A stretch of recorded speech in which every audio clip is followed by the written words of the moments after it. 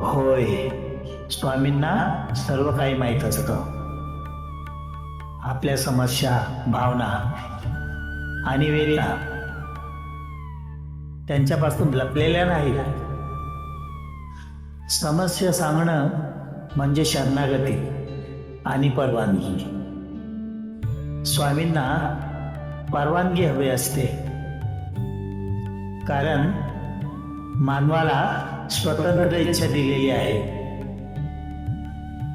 जोपर्यंत आपण म्हणत नाही, स्वामी माझ्या जीवनात हस्तक्षेप करा, तोपर्यंत ते प्रतीक्षा करतात. संकेत दिला जातो. समस्या स्वामींकडे सांगणं म्हणजे अहंकार विखरणं. मी करू शकतो असं वाटतं तोपर्यंत स्वामी थांबतात. पण ज्या दिवशी मन म्हणतं, स्वामी माझ्या एकट्याने शक्य नाही,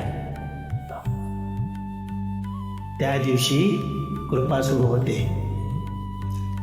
ते स्वतःहून मदत करतातच, पण त्यांच्या मार्गाने. योग्य व्यक्ती, योग्य विचार, योग्य वेळी स्वामी हे नाही, पण परिस्थिती बदलून मदत करतात. कारण स्वामी आपल्याला कमकुवत नाही तर सक्षम बनवतात.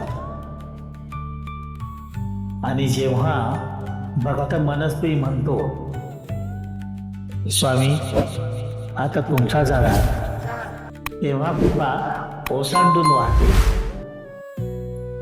श्री स्वामी समर्थ. जय जय स्वामी समर्थ.